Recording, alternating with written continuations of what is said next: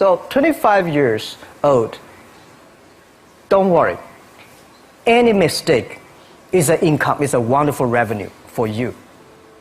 So I told myself and told my young people, before 20 years old, be a good student. When you do entrepreneur, just learn some experience. Before 30 years old, follow somebody. Go to a small company. Normally in a big company, it is good to learn processing. You are a part of a big machine. But when you go to a small company, you learn the passion, you learn the dreams. You learn how to do a lot of things at one time. So before 30 years old, it's not which company you go, it's which boss you follow. It's very important. A good boss teaches you differently. And from 30 to 40 years old, you have to think very clearly, you're working for yourself if you really want to be an entrepreneur. When you're 40 to 50 years old, you have to do all the things that you are good at. Don't try to jump into the new area. It's too late. You may be successful, but the rate of dying is too big. So 40 to 50, think about how can you focus on things that you are good at. But when you are 50 to 60 years old, work for the young people. Because young people can do better than you. So rely on them, invest on them, making sure they're good. So when you are over 60 years old, spend time for yourself. On the beach, sunshine, right? It's too late for you to change normally. But this is my advice to the young people. 25 years old, make enough mistakes. Don't worry. You fall, you stand up. You fall, you stand up. Enjoy it. 25 years old, enjoy the show, enjoy the show. I did not have a rich father. Tried 3 times for university, all failed. I applied for Harvard for 10 times, all failed. They don't even want to see me. For the last time, I went to the teachers' college, which was considered the 3rd or 4th class of my city. So I applied jobs for 30 times, got rejected. It was so difficult at that time. I was so frustrated because I taught in the university. My pay was $10 a month. Because I could not find a good job in 1994. Discussed that I'm going to do something called internet. And 23 of them against it. They said, this is a stupid idea. We have never heard about internet. And you know nothing about computer. And I never thought I was smart. Nobody believed that I could be successful. Because everybody say, well, this guy think differently, think crazily. They think about something never work. I tried to borrow $3,000 from the banks. Took me 3 months, but I still cannot get it. We talked to over 30 or 40 venture capitalists. Everybody said, no, forget it. A lot of people said Alibaba is a terrible model. As I said, I believe it. I think this thing could be big. I never thought it would be that big like today. But I believe that something is waiting for me there. And I have to work hard to prove myself. That was the tough experience. So we gathered $50,000 from 18 founders. We started. For the first 3 years, we did not have even $1 revenue from our business. It was not easy. Why it keeps us going ahead, going forward? Because I received lots of email of thanks from the customer. They say, this is such a great thing. We cannot pay you, but this thing helped us. If you keep on helping us, one day you will be successful. And I believe this. Little by little, we build up our business. Little by little, we build up our ecosystem of the infrastructure. And now, after 16 years, we have an Alibaba group, we have a Tmall group, we have a Taobao group, we have Alipay. And people said, you are so smart. How could you make a company like that? Bill Gates, Warren Buffett, Jack Welch, Larry Page, Mark Zuckerberg. The difference between those people and other people, they are always optimistic for the future. They never complain. They always try to solve the problems of the others. When you're optimistic, it's always opportunity. People, same here today. Jeff, where is the opportunity? I don't have a job. I don't have this. I don't have that.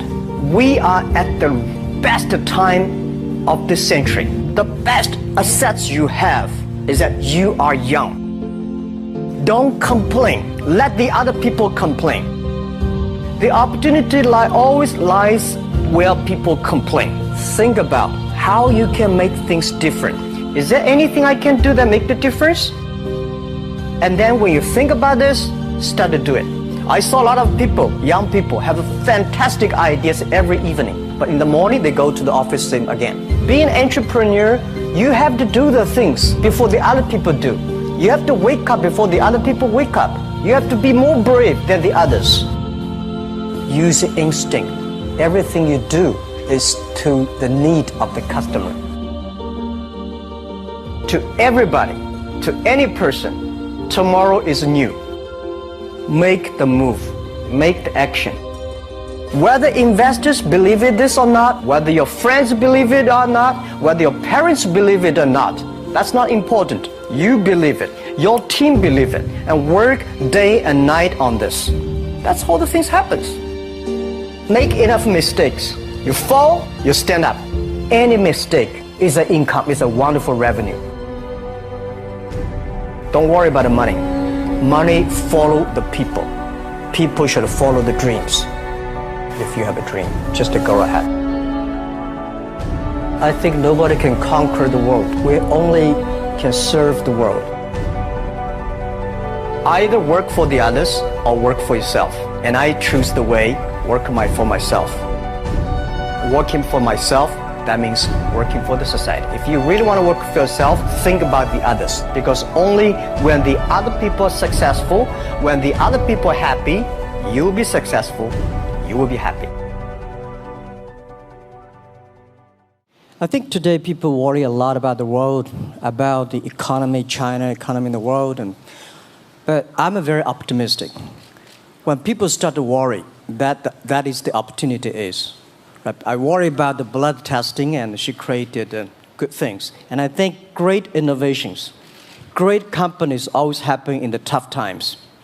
Life's like the music. You have up, you have a down, you have a long, you have a short notes. And I like your American movie. Life is like a box of chocolate. You never know what you're going to get, right? So I'm pretty optimistic. The opportunity in the future for equality is huge, because in the last century, the IT is for big companies. The globalization is for big companies. But now with the technology, we can serve those 80% of the companies that never been served. We can serve the 80% of the young people that have never been served. Technology for internet is so cheap, so easy to use. One of the reasons why we grow in China e-commerce so fast, much faster than the USA, because our infrastructure of commerce in China was too bad. When it is too bad, something happens and goes. Today we are working on the rural areas of China. I can never imagine that China, about 800 million people still live in the rural areas, are farmers. And there are about close to 200 million people. Their income is less than $1 per day. And before the internet, it's impossible for these guys to reach the PC because it's so difficult. Even people like me, I don't know how to use a PC. But now 80% of the farmers, those people using mobile phones. When I have the mobile phones, the internet, the data, things change a lot. So I'm excited about the future.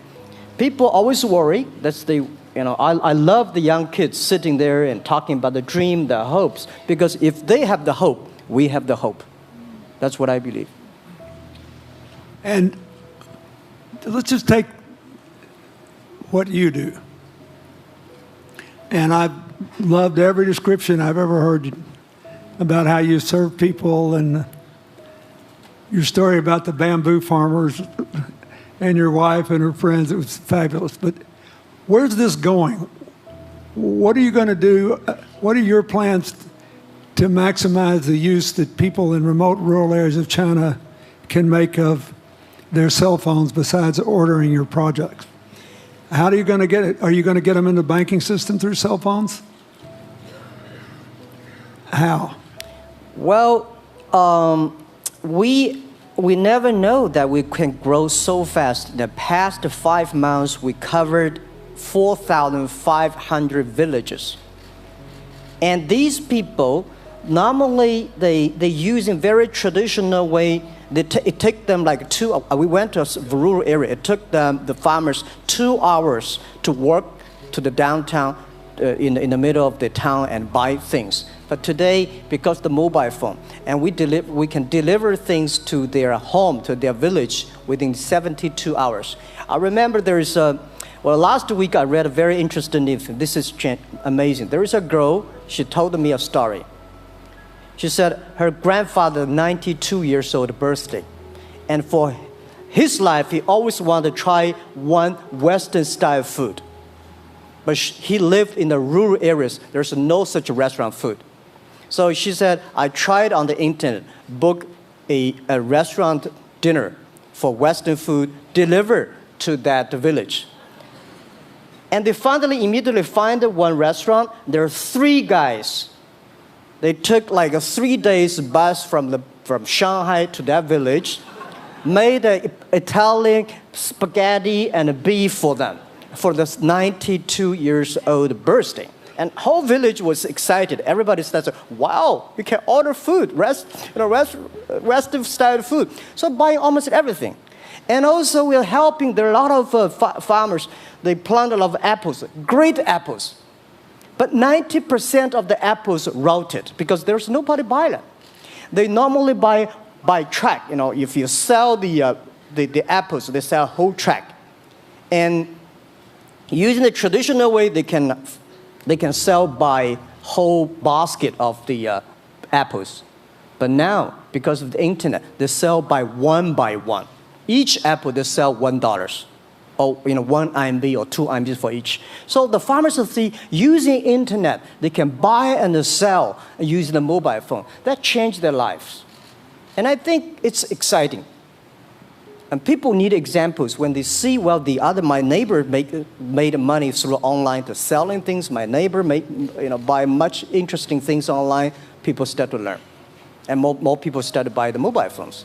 We cannot make all the mobile factories to sell phones to them. Only they know the mobile phone really works, helping change their lives, they start to buy the mobile phones. Just one more question. Do you think this will make the current problems like the current problem in China less likely? That is, if we'll have more market information and the market will drive where the investment goes instead of the government trying to make judgments about, I better build another housing development or office development here, there, or yonder, and you wind up with a bubble. If it comes from the bottom up, is it more likely that fewer bad things will happen? Yeah, I think last week I was in Seattle discussing about the China economy. I think you American people worry too much about the China economy. Well, you see, every time when you start to worry about China goes better. Every time you think China is in problem, we'll get better. But when you have to say, you have a high expectation of China always a problem. Like parents have the expectation of the kids, are the same. But there's a big difference between American consumption because people say, the economy is bad, so China consumption will be good low. No, totally different. You Americans love to spend tomorrow's money. And the other people's money, maybe. Or maybe the children's money. We Chinese love to save money. We are probably the largest country, the safe deposit in the whole world because we've been poor for so many years. When we make money, we put in the banks because someday we know the disaster is coming, so we can spend the money. So when the economy is bad, we still have the money to spend. You guys probably don't. You worry. And the second thing is that China been focusing on developing for the past 30 years. China government so strong on investment, so strong on exporting, but they are too weak on the domestic consumptions.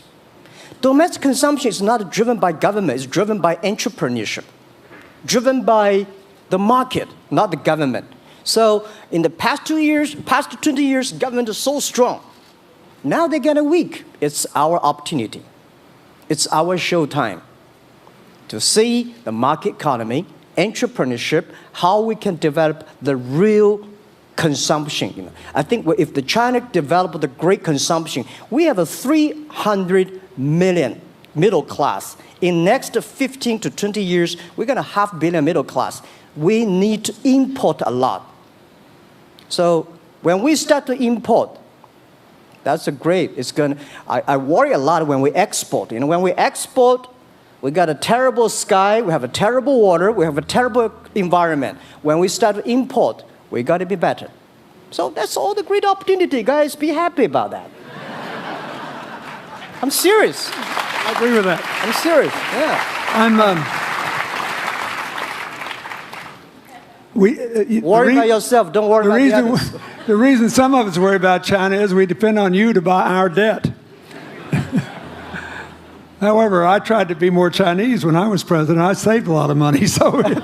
Good. But I just wanted you to say that because I really believe that. I mean, I think you're absolutely right. The trend toward greater internal consumption is, I think, will remain unbroken in spite of whatever the difficulties are in the next few months. I think it's important not to overreact. You can't break the trend.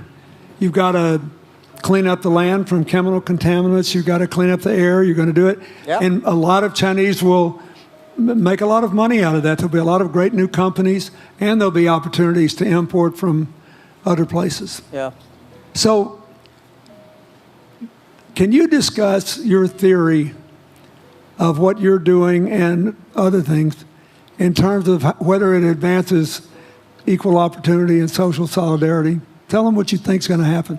And what other kinds of, when your opening remarks, you just said technology is going to be active in this way in other areas of the economy. What do you think the next big opportunities are? But first, tell them just in 2 sentences what you're doing, because Jack and I know, and we haven't been clear enough. Explain it, and explain how you think that advances social solidarity and equality of opportunity. Well, our work is in the belief that access to health information is a basic human right. And that lab information, particularly because lab data drives 70% of clinical decisions, needs to be accessible to people before they're sick. So if you look at the word diagnose in the dictionary today, it says to determine the presence of disease from symptoms, which means by definition, we're determining that people are sick once a disease has already progressed. And our work is in being able to make lab testing accessible to people in time for therapy to be effected, and to do that in a way in which every person, irrespective of their insurance status, irrespective of where they live, can afford the ability to get a test done. So that means, in our case, we've invested the last 12 years in now developing hundreds of tests, many of which are less than $10. So $2 tests in the United States. And I think one of the amazing things about this country is that we have such an incredible ecosystem for fueling creativity, and that creativity can create new markets. So in answer to your question about the market being able to conform itself to social good, I think the creativity that goes into creating these new technologies creates new markets in and of themselves. And our basic belief is that those new markets come from empowering individuals and enfranchising individuals and trusting that individuals have the capability to engage with information, and in accessing that information, beginning to take control of their own outcomes and their own health outcomes, and in doing so, changing the way our healthcare system works.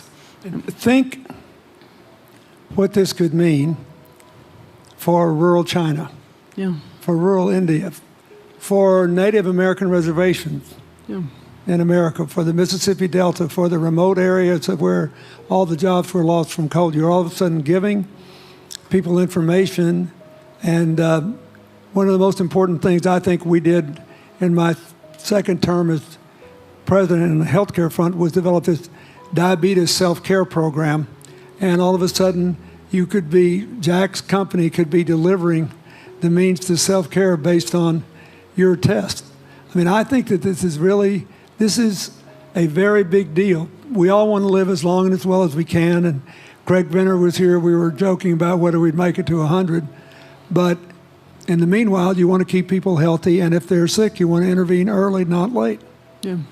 Well, and if you look at, the ability to engage with this information, we have a $4 trillion healthcare problem in this country. 20% of it is type 2 diabetes, which is reversible. And we have 90 million Americans who do not know they are pre-diabetic. But access to information and the ability to engage with that information is the foundation for being able to change those outcomes and cost, right? One more fact, and then I want to call on Jack. You founded this company 12 years ago, right? Yeah. Tell them how old you were. I was 19. Yeah. So, don't worry about the future. We're in good hands. So, I was thinking about 19, where I am. 19, I've not passed the examination for university yet. I failed 3 times, but I think it worked out. I'm not good at schooling. Well, yeah, that's why I give confidence to a lot of young people in China. If Jack Ma can be successful, 80% of the people can be successful. People like her, we're jealous. But, well, equality, I would like to make a little bit technology helping, because yesterday I was joining the UN Women Conference about gender equality.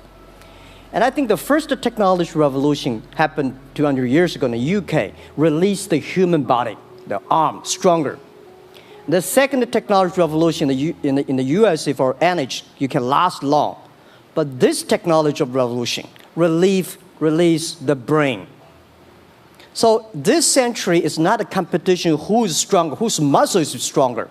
It's who is smarter, who is soft, who can listen.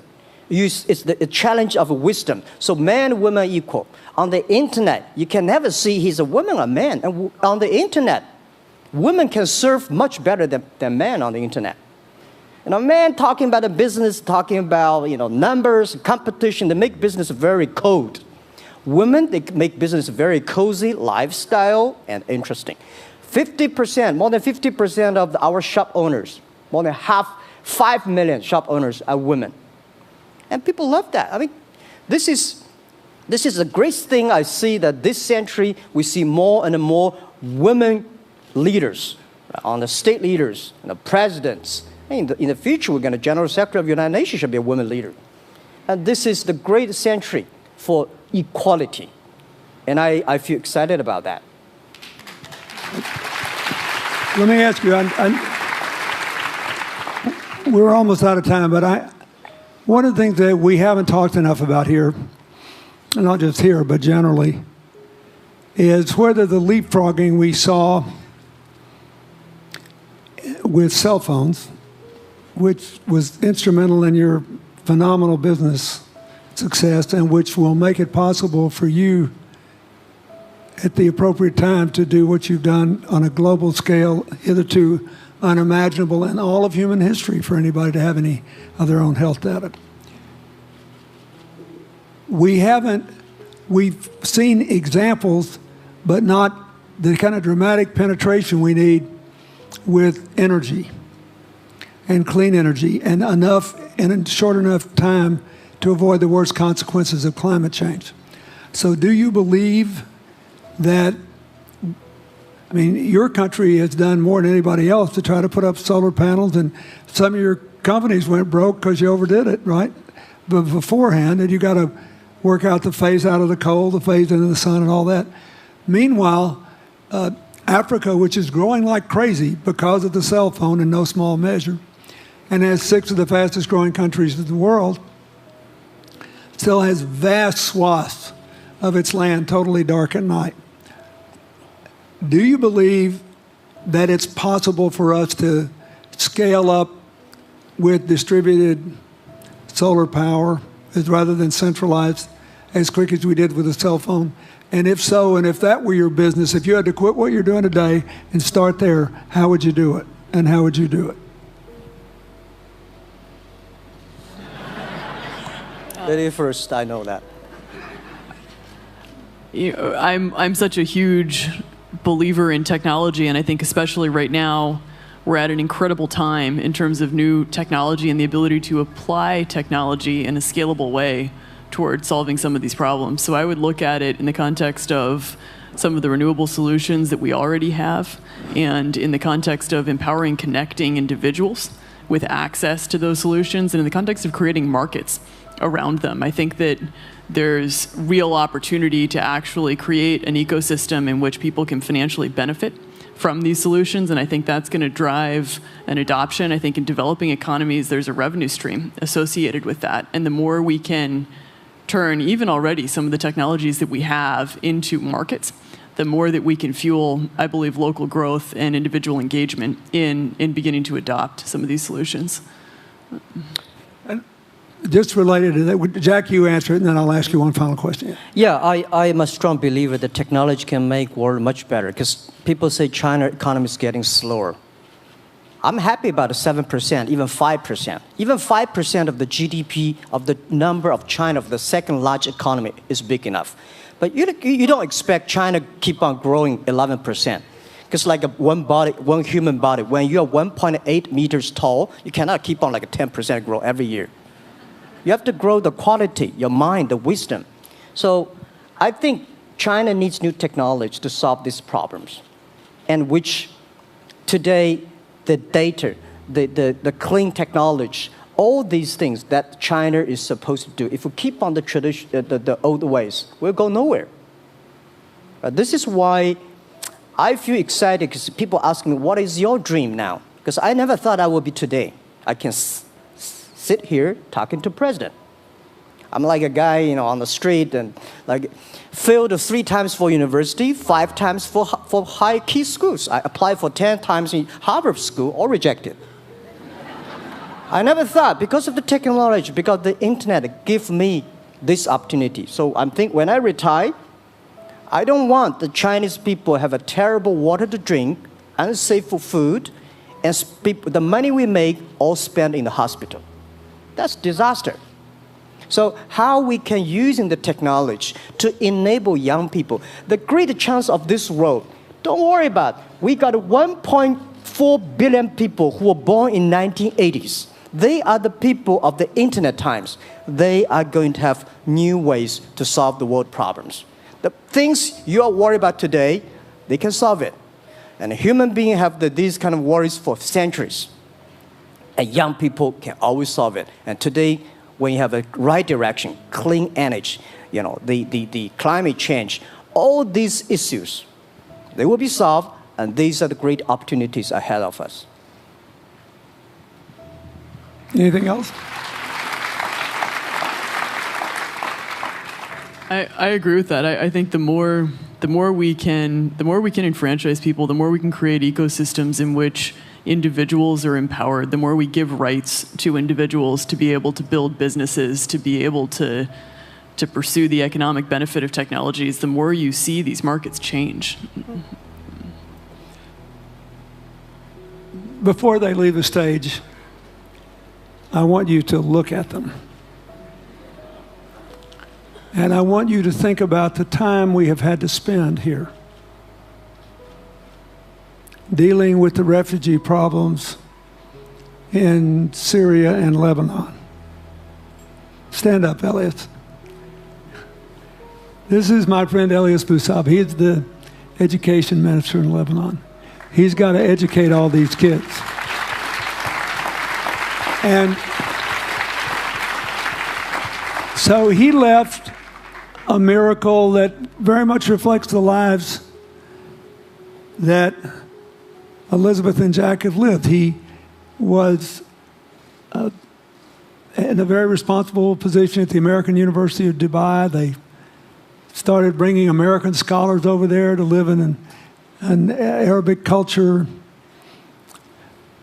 He did all these wonderful things. Lebanon got in trouble. He went home to save his country. What is the difference? How much more could he and every smart Lebanese person do if they could focus on these things? And why can he not? Because the place is dominated by people who think their differences are more important than their common humanity and their common challenges. You cannot imagine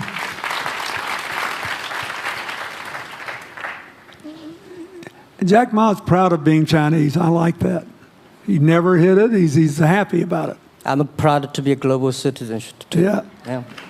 And I imagine Elizabeth's proud to be a blonde-haired, blue-eyed American techno whiz from Northern California. Yes. But they don't, not a word either one of them has said has defined the meaning of their lives or the direction of their work with negative reference to someone else. My friend Dikembe Mutombo, stand up. No, you don't have to stand up. It'll hurt you too much. You're an old man. My 7'2" tall friend was just inducted into the National Basketball Association Hall of Fame. And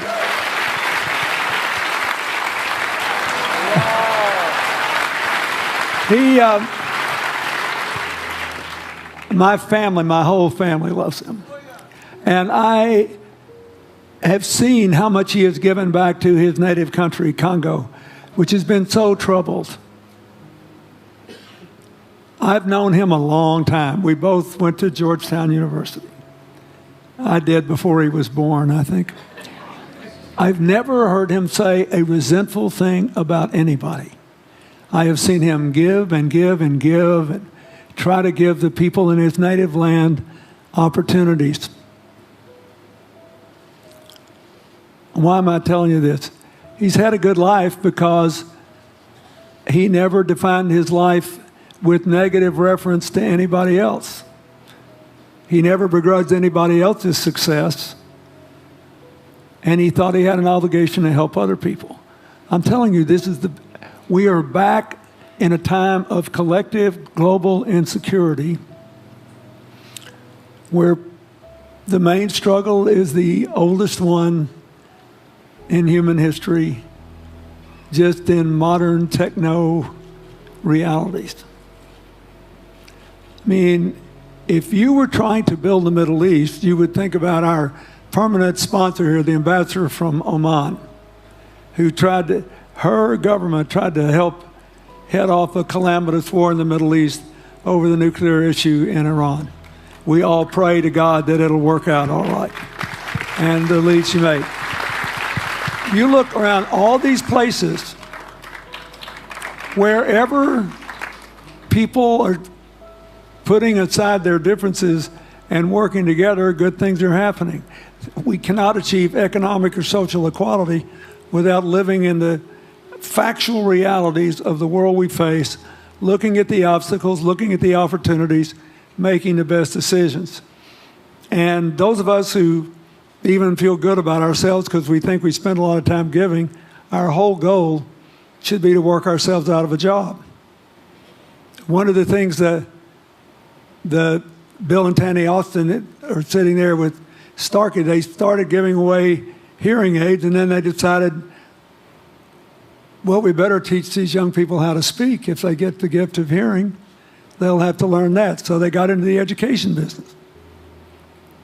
Sonny Varkey got into the education business and decided somebody ought to do something really dramatic to remind people that the only people that really matter are the teachers.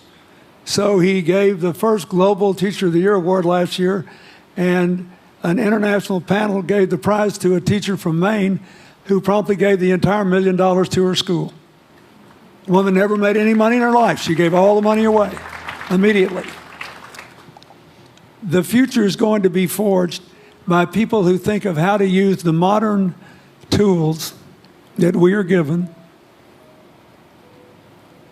as Elizabeth and Jack have, to create opportunity through empowerment. And it will not be a straight line. It's too many moving parts. But I just want you to think about that. The reason you feel good looking at them is that you identify with them even though they're different from you. And that's basically where we are all over again, and we can't slip back. We can't give up. That's why when we had the Prime Minister of Italy and George Soros talking about the future of Europe, and George said it was coming apart, and the Prime Minister said, no, it doesn't have to come apart if it's about something more than economics.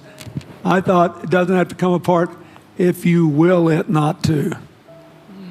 And you put yourself on the line for it. There are no guaranteed outcomes today, but you can guarantee that the trend is right. So go ahead, you were going to say something, weren't you? Yeah, I just wanted to add, I mean, as we're talking about the future and from my own experience and looking at all the faces here, I think a huge part of the answer to your question is also to raise our little girls with the stereotype that they can be the best in engineering and science and math, because when they do in all of these industries, it changes everything. And we need to do that in this country, and we need to do that as parents in other countries. You know? Yeah, I was thinking about if what you say. I think about when you talk about problems, you normally is like a politician. When you talk about opportunities, that the business people.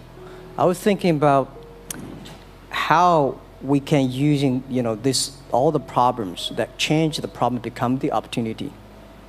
And I don't know. I just feel excited when people talk about problems.